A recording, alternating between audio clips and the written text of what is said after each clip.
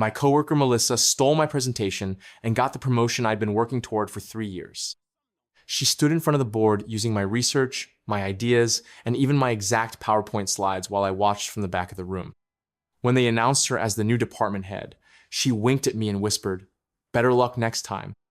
There's a special kind of betrayal that happens in corporate environments where ambition overrides basic human decency. I learned this lesson the hard way, when my trusted colleague decided that my career was a stepping stone to her success. My name is Jennifer Walsh. I'm 29. And this is the story of how I watched 3 years of hard work get stolen in a single presentation, and how I made sure the thief got exactly what she deserved.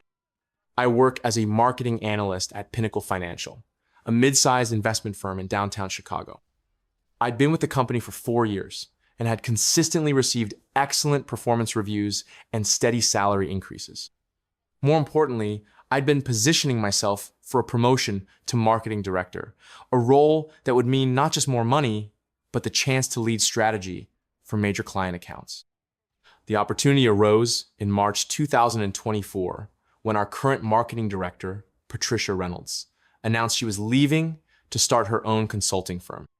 Patricia had been a mentor to me and had specifically mentioned that she thought I'd be perfect for her role. Jennifer has the analytical skills and creative vision we need. She told our VP during one of their planning meetings, she understands both the technical and strategic sides of marketing better than anyone else on the team. I was excited, but not overconfident. Corporate promotions are competitive, and I knew I need to prove myself worthy of the significant step up in responsibility and leadership. That's when I decided to develop a comprehensive digital marketing strategy that would revolutionize how Pinnacle approached client acquisition and retention. I spent 3 months researching emerging trends in financial services marketing, analyzing our competitors' strategies, and developing a detailed plan for implementing new digital campaigns that could increase our client base by 30% while reducing acquisition costs by 15%. This wasn't just wishful thinking. I had data, projections, and a step-by-step implementation timeline that showed exactly how we could achieve these results. The project consumed my evenings and weekends. I interviewed clients about their decision-making processes, analyzed years of campaign performance data, and even paid for premium access to industry research platforms using my own money. By June, I had created what I believed was a game-changing marketing strategy that would not only earn me the promotion, but also significantly benefit the company's growth trajectory. The only person who knew the full scope of my work was Melissa Chen, my cubicle neighbor and supposed friend who'd been with the company for 2 years. Melissa was friendly, outgoing, and had a talent for making everyone feel like they were her closest confidant. She was also ambitious in a way that I initially respected, but eventually learned to fear. "Jennifer, your project sounds amazing," she would say when I'd mentioned working late on my marketing strategy. "I'd love to hear more about it sometime." I was happy to share details with Melissa because I valued her input and enjoyed having someone to bounce ideas off of. She seemed genuinely interested in my work and would ask thoughtful questions that helped me refine my approach. "Have you considered how this would affect our current client relationships?" she'd ask. "What kind of timeline are you thinking for implementation? Do you have data on how similar strategies have worked for other financial firms?" I interpreted her curiosity as supportive colleague behavior and was grateful to have someone who understood the significance of what I was developing. What I didn't realize was that Melissa was systematically collecting information about my project while developing her own strategy for advancement. In July, our VP announced that anyone interested in the marketing director position would need to submit a formal proposal and present their vision to the executive board in August. I was thrilled. This was exactly the opportunity I'd been preparing for. I spent the next 3 weeks refining my presentation, creating detailed PowerPoint slides, and rehearsing my pitch until I could deliver it flawlessly. My strategy included specific recommendations for social media campaigns, content marketing initiatives, partnership opportunities, and technology investments that would modernize our entire marketing approach.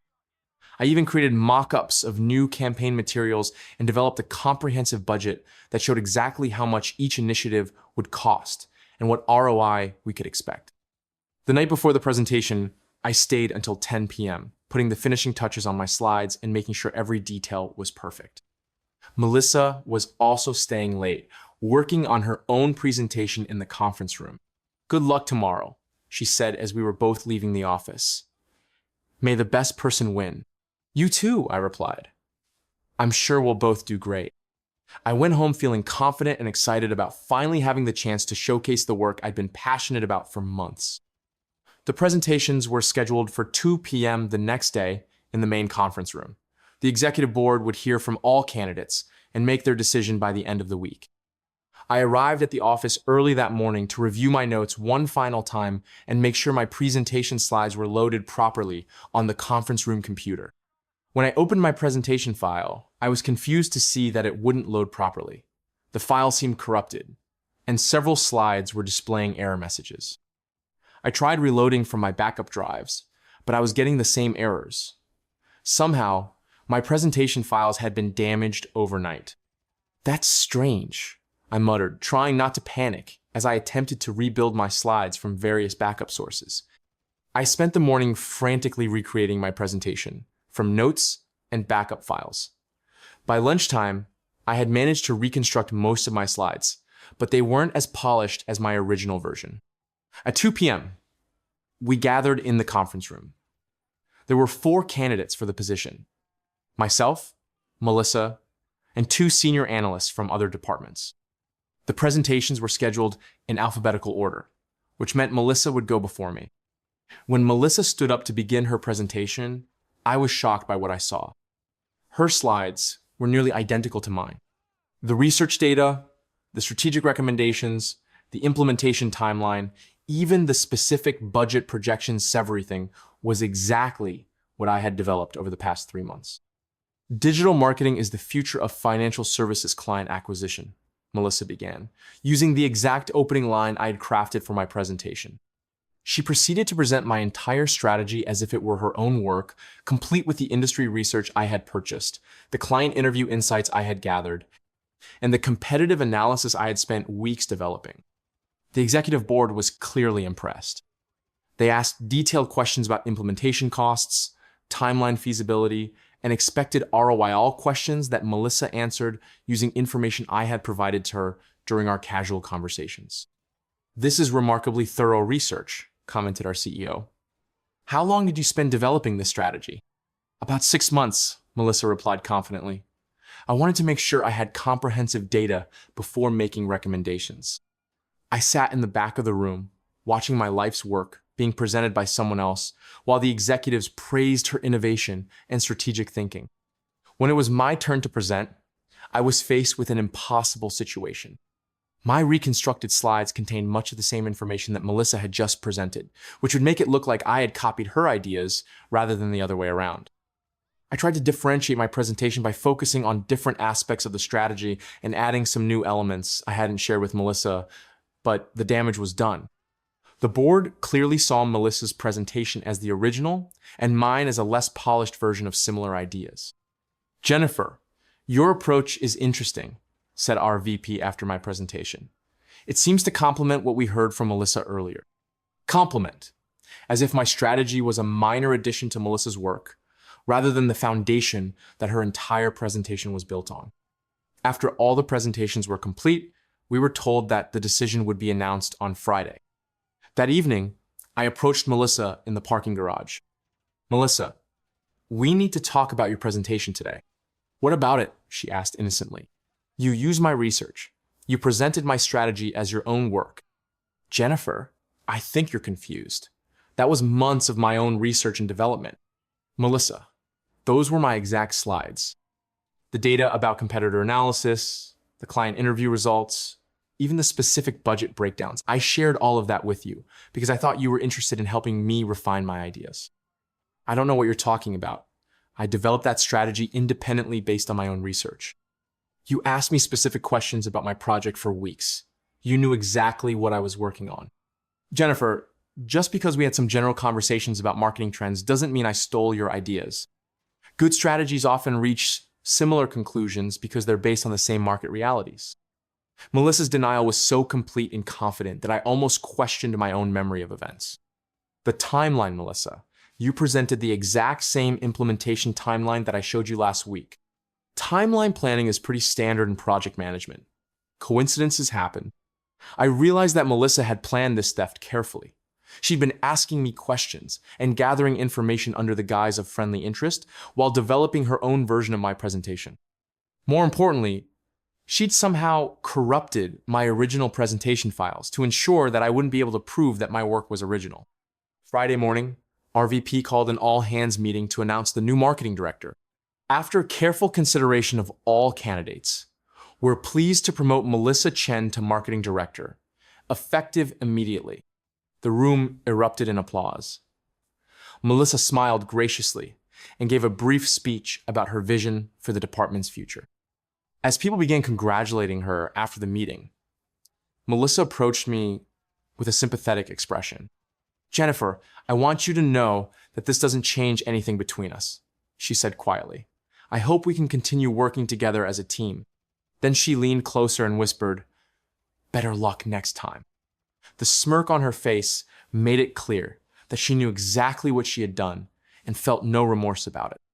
That weekend, I spent 2 days processing the betrayal and deciding how to respond. I could file a complaint with HR, but Melissa had been careful not to leave any evidence of her theft. She could claim that any similarities between our presentations were coincidental, and without proof that she had deliberately stolen my work, it would be my word against hers. I could transfer to another department or look for a new job, but that would mean giving up 4 years of relationship building and career development at Pinnacle. Or I could find a way to prove that Melissa had stolen my work and ensure that she faced consequences for her deception. I chose the third option. Monday morning, I started my investigation by examining the digital evidence of what had happened to my presentation files. I contacted our IT department and asked them to investigate the file corruption that had affected my presentation. "It's strange," said Marcus, our lead IT specialist. "Your files weren't corrupted randomly. Someone accessed your computer remotely Friday night and deliberately altered your presentation files. Can you tell who accessed my computer? Let me check the network logs." Marcus spent an hour reviewing access records and security footage. "Jennifer, this is interesting. According to our logs, someone used Melissa Chen's credentials to access your computer at 11:47 p.m. on Thursday night. They were logged in for about 40 minutes. Can you prove that? I have digital records showing the remote access, and security cameras show Melissa leaving the building at 12:30 a.m. on Friday morning, which matches the timeline of when your files were altered. This was exactly the evidence I needed to prove that Melissa had deliberately sabotaged my presentation.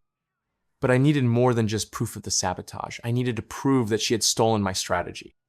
I spent the next week gathering evidence of my original work. I had email drafts, research notes, and calendar entries that documented months of development on the marketing strategy that Melissa had presented. I also had the receipts for the industry research platforms I had purchased with my own money to gather the data that appeared in her presentation. Most importantly, I had the original files from my personal laptop that showed the development history of my presentation, including timestamps that proved I had created the strategy months before Melissa's presentation. Once I had assembled comprehensive evidence of Melissa's theft and sabotage, I requested a meeting with our VP and the head of HR. "I have some concerns about the promotion process that I'd like to discuss," I told them when we met the following Monday. I presented my evidence methodically, starting with the timeline of my strategy development and the documentation that proved I had been working on the project since March. I showed them the email receipts for research purchases, the client interview notes, and the development history of my presentation files. Then I presented the IT evidence that showed Melissa had remotely accessed my computer and corrupted my presentation files the night before our presentations. "Are you saying that Melissa stole your work and sabotaged your presentation?" asked our VP. "I'm saying that the evidence clearly shows Melissa presented my research and strategy as her own work, and that she deliberately damaged my presentation files to prevent me from proving the theft." HR Director Sarah Kim looked through all the evidence carefully. "This is very serious, Jennifer. These are allegations of intellectual property, theft, and sabotage." "I understand that. I've been documenting everything carefully because I want to make sure we get to the truth. The VP was clearly uncomfortable with the implications of what I was showing them. If what you're saying is true, then we promoted someone based on stolen work. That's exactly what happened. They asked me to give them time to investigate the situation thoroughly before making any decisions. We take these allegations very seriously, Sarah assured me. We'll need to interview Melissa and review all the evidence before determining next steps. 2 days later, I was called into a meeting with the VP, HR, and our company's legal counsel. Jennifer, we've completed our investigation of your allegations. Sarah began. Based on the evidence you provided and our own investigation, we've determined that Melissa Chen did indeed steal your work and sabotage your presentation. What does that mean for the promotion? Melissa's promotion has been rescinded, and she's been terminated for intellectual property theft and computer sabotage. We're also considering legal action for the damage she caused to company property and processes. I felt a surge of vindication, but I tried to remain professional. What happens with the marketing director position? We'd like to offer you the position, effective immediately, said the VP. Your original strategy presentation was impressive, and your handling of this situation shows the kind of integrity and thoroughness we need in a leadership role. The promotion came with a 40% salary increase, a private office, and the authority to implement the digital marketing strategy I had developed. More importantly, it came with the satisfaction of knowing that merit and hard work had ultimately been rewarded, even when someone had tried to steal credit for my accomplishments. Melissa's termination became company-wide news within hours. People were shocked to learn that someone they'd worked with for 2 years had been capable of such calculated deception. I can't believe Melissa would do something like that, said Tom from accounting. She seems so nice and collaborative. That's what made her dangerous, I replied. She was skilled at making people trust her while she was gathering information to use against them. Several colleagues admitted that they now felt differently about conversations they'd had with Melissa over the years. She was always asking very specific questions about my projects, said Lisa from Client Relations. I thought she was just interested in learning, but now I wonder if she was looking for ideas to steal. The incident led to company-wide changes in how intellectual property and project development were protected. IT implemented new security protocols to prevent unauthorized access to employee files, and HR developed new policies about attribution and credit for strategy development. 6 months later, I had successfully implemented my digital marketing strategy and exceeded all the projections I had made in my original presentation. Our client acquisition increased by 35%, acquisition costs decreased by 18%, and our digital campaigns were being studied by other firms as examples of innovative financial services marketing. Jennifer, your strategy has transformed how we approach marketing. Our CEO told me during my 6-month review. This is exactly the kind of forward-thinking leadership we need. The success of my marketing initiatives also led to additional opportunities for advancement.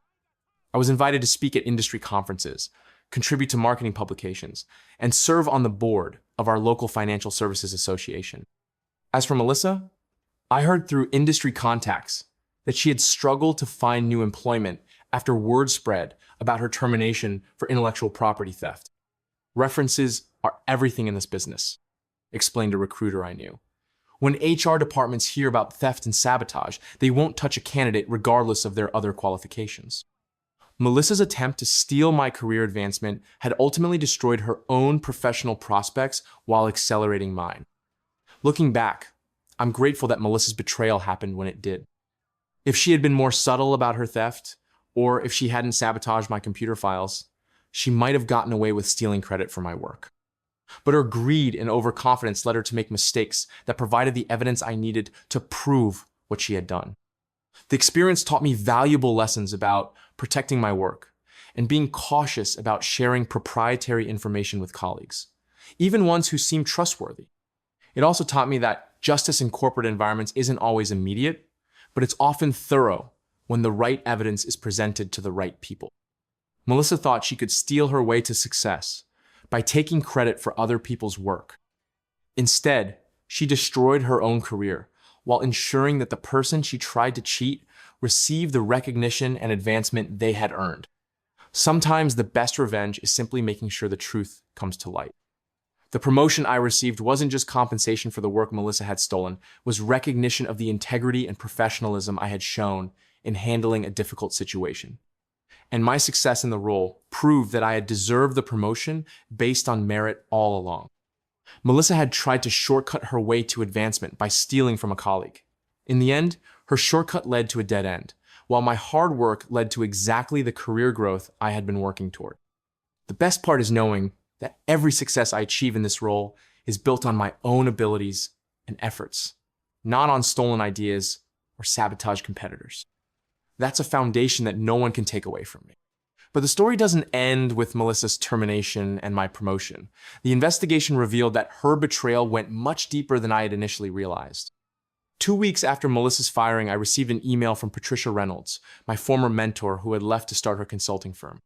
"Jennifer, I heard about what happened with Melissa and wanted to reach out," she wrote. "I have some information that might interest you about her behavior before I left the company." Patricia and I met for coffee that weekend, and what she told me was shocking.